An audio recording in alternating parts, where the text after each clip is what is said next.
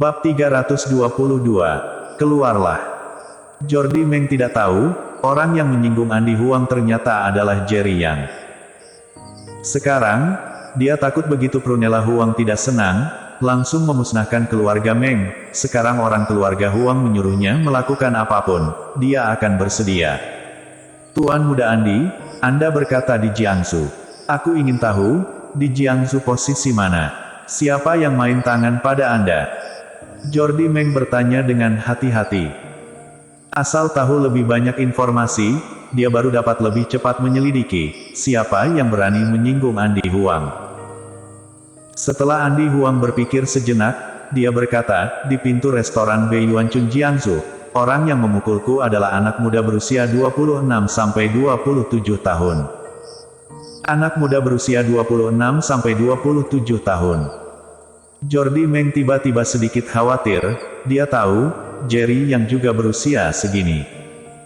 Oh ya, istrinya sangat cantik, kata Andi Huang lagi. Jordi Meng semakin khawatir, karena istri Jerry yang sangat cantik. Prunella Huang mengernyit, berseru, katakan inti masalah. Andi Huang berpikir sejenak, melanjutkan berkata, oh ya, orang di sisinya memanggilnya Kak Jerry. Anak muda berusia 26-27 tahun, istrinya sangat cantik, orang lain memanggilnya Kak Jerry. Raut wajah Jordi Meng seketika berubah, wajahnya tertegun. Dia yakin orang yang dikatakan Andi Huang adalah Jerry Yang. Andi Huang berpergian, tentu saja ada master yang mengikuti, masih bisa dipukul, maka hanya bisa Jerry Yang. Kepala keluarga Meng, apa kamu tahu siapa yang memukul keponakanku? Prunella Huang juga menyadari sesuatu, bertanya padanya.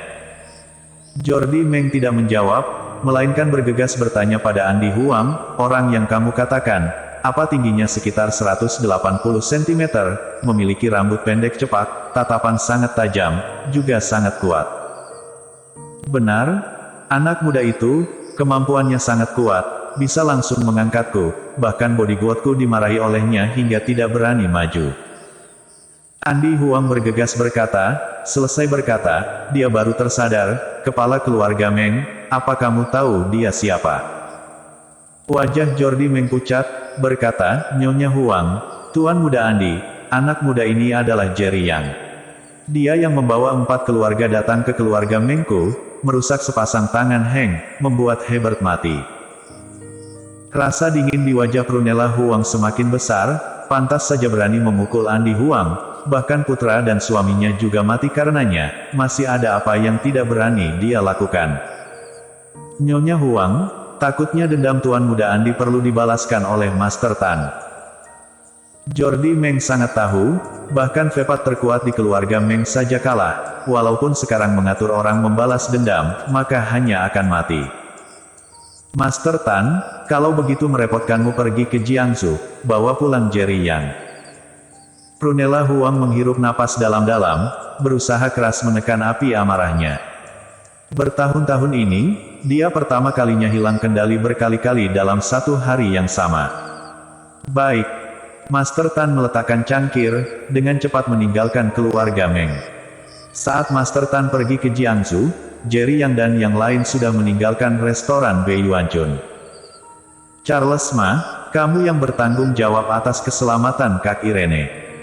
Di pintu restoran Beiyuanchun, Jerry Yang berpesan dengan serius. Baik, aku jamin menyelesaikan tugas. Charles Ma refleks menegakkan tubuh, berkata lantang. Ini adalah kesempatan terakhir Charles Ma, sekarang, hanya dia yang mungkin bisa menggoyahkan kegigihan Irene. Hubungan keduanya, tidak termasuk hubungan pasangan, namun saling menyukai satu sama lain. Hanya saja, tekanan Irene sangat besar, tidak bersedia melibatkan Jerry Yang dan Charles Ma. Setelah Irene dan Charles Ma pergi, Jerry Yang menggandeng tangan Lesikin, berjalan di trotoar di samping. Saat ini langit menjelang malam, kesempatan berjalan-jalan, restoran Beiyuanchun ada di sekitar kota universitas, di jalan pejalan kaki, terkadang terlihat sepasang demi sepasang pasangan mahasiswa yang berjalan.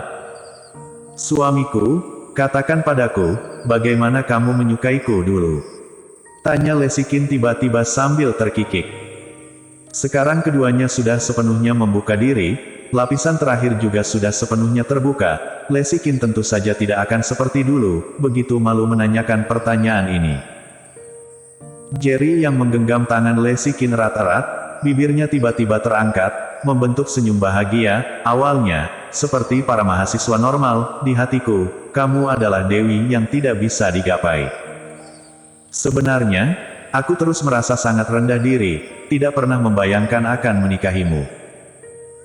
Selanjutnya, karena dipaksa kehidupan, tidak bisa tidak bekerja di grup Sanhe, di Departemen Keamanan, aku sering dihina, sampai suatu hari, kamu melihat aku ditindas oleh ketua tim keamanan, dalam kemarahan, kamu langsung memecat ketua keamanan.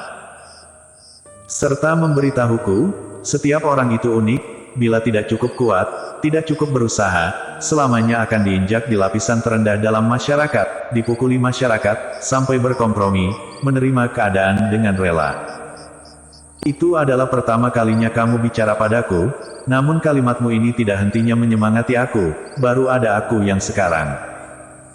Setelah kita dicelakai, masuk ke dalam keluarga Qin, kalimatmu itu semakin membuatku tidak senang dengan keadaan.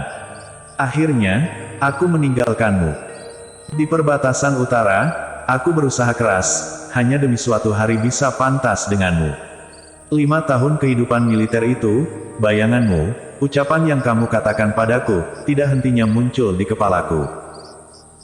Saat aku menyadari kamu sudah melekat di dalam hatiku dalam-dalam, aku baru mengerti, mungkin, hari itu saat kamu membantuku dan mengatakan ucapan yang menyemangatiku, aku jatuh cinta pada pandangan pertama padamu. Mendengar Jerry yang bicara begitu banyak, Lesikin hanya merasa hatinya sangat manis, juga sangat bersyukur. Bersyukur hari itu dia membantu Jerry yang mengatakan ucapan yang menginspirasi. Kalau tidak, dia yang sekarang, mungkin sudah dinikahkan Yuri Zhou dengan tuan muda kaya mana. Suamiku, terima kasih. Demi aku, kamu terus berusaha. Semua yang kamu lakukan demi aku. Lesikin tiba-tiba berjinjit, berdiri di depan Jerry yang menatap Jerry yang dengan penuh perasaan berkata. Melihat wajah yang cantik itu, Jerry yang tiba-tiba merasa jantungnya berdebar kencang. Walaupun dia sudah mencintai wanita ini bertahun-tahun, namun saat ini, baru termasuk mulai berpacaran sesungguhnya. Melihat sepasang mata Jerry yang menatapnya dengan tatapan panas, Lesikin merasa malu, tiba-tiba menutup mata, menunggu Jerry yang menciumnya. 1 detik, 2 detik, 5 detik. Dengan cepat, 10 detik berlalu, namun tidak merasakan Jerry yang menciumnya. Dia tiba-tiba sedikit malu dan marah, dia sudah melakukan sampai ke tahap ini, apa kamu tidak berinisiatif? Namun dia baru membuka mata, dia menyadari Jerry yang sedang menatap ke depan dengan serius, tatapannya masih membawa sedikit marah. Suamiku, kamu kenapa? Lesikin sangat tegang, Jerry yang seperti ini memberinya sebuah perasaan sangat asing. Lesi, kamu menyetir sendiri ke rumah, nanti aku pulang naik taksi. Jerry yang tiba-tiba berkata dengan ekspresi serius. Lesikin juga melihat sejenak, di tempat yang barusan dilihat Jerry yang, selain ada orang yang berlalu lalang, tidak ada apapun. Walaupun tidak tahu kenapa, tapi dia tahu, Jerry yang tidak akan membiarkannya pergi dulu tanpa alasan. Akhirnya tanpa ragu lagi, dia menerima kunci mobil Jerry yang, berkata dengan ekspresi khawatir, suamiku, aku menunggumu di rumah. Jangan membiarkanku menunggu terlalu lama. Baik. Jerry yang mengangguk, melihat Lesikin pergi, dia baru berjalan ke suatu arah. Keluar. Terus berjalan sampai ke alun-alun, di tempat yang sepi, Jerry yang baru tiba-tiba menghentikan langkah, berteriak marah ke satu arah. Bersambung.